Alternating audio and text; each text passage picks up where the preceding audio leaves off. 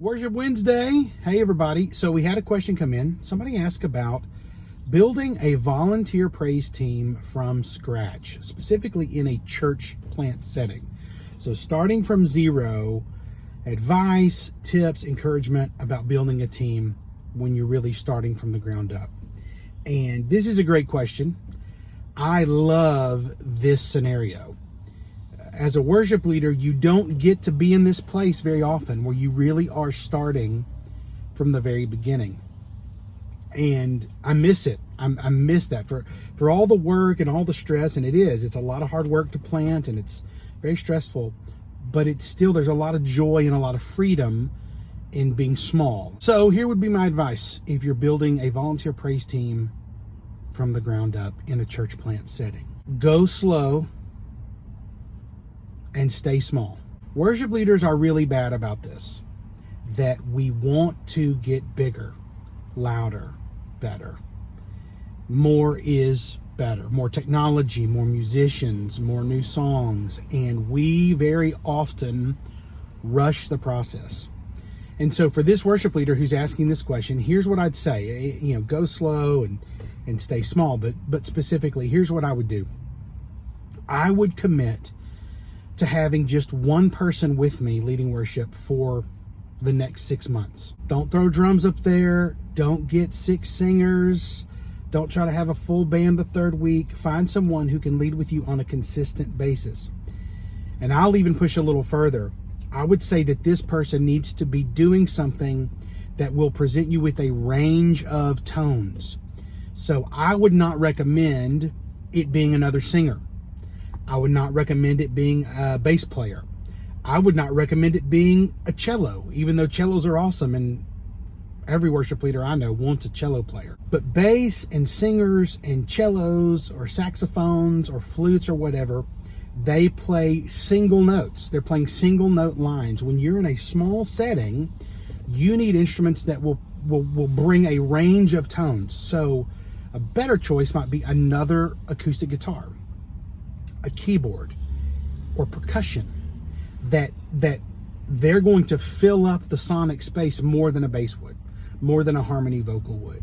I would also tell my leadership that so that everybody knows, hey, we're going to be doing this for 6 months. What happens a lot of times in a church plant is you start growing and things start happening, and all of a sudden you got people coming up to the pastor going, I want to sing and I want to play, and they just send them to you, the worship leader.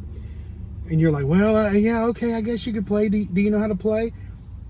I would advise telling the pastor, telling the rest of the team, hey, we're going to commit to 6 months of this so that when those people come in, we say, you know what, right now we're in a building phase, we're in a growing phase. We're not adding any new instruments, any new voices for the next 6 months. I would also stay away from drums. I love big rockin' drums. I love the full drum kit. I will say that one of the regrets that I have in ministry is that I didn't do more with percussion. I like drums, but I am convinced that drums, digital, acoustic, whatever, are too big for congregational singing. They fill up too much of the room.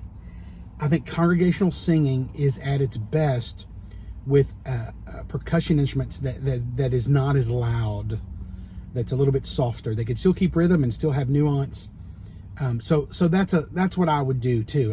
If I was starting a church plant, I would be very hesitant to maybe ever get a drum kit. So I would start small. I would not add a bunch of people, and then, like I said, I would go slow. I would really take my time. I would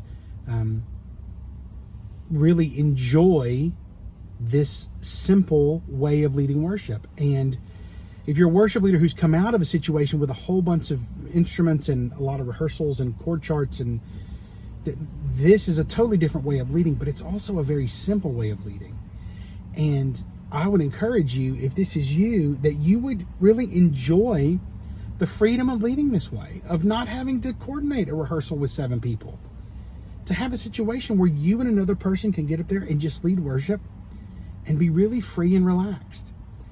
And, as the Lord blesses, your church isn't going to stay small. Like I said, you will not get many chances to lead this way.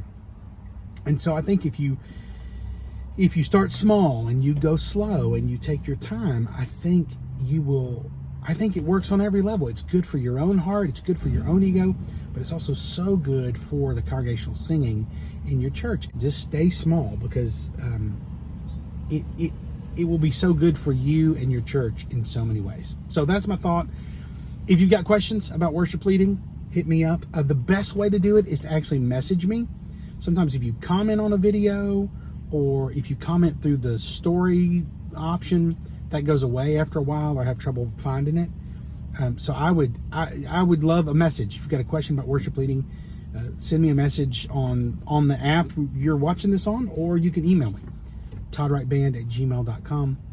And I love these questions. They're so great. We got one coming next week that's awesome, and probably the video will be 18 minutes long, but I'm really looking forward to it. So, worship leaders, keep it up. You're doing a great job. Don't give up. Don't quit. Keep serving. God's got you right where He wants you.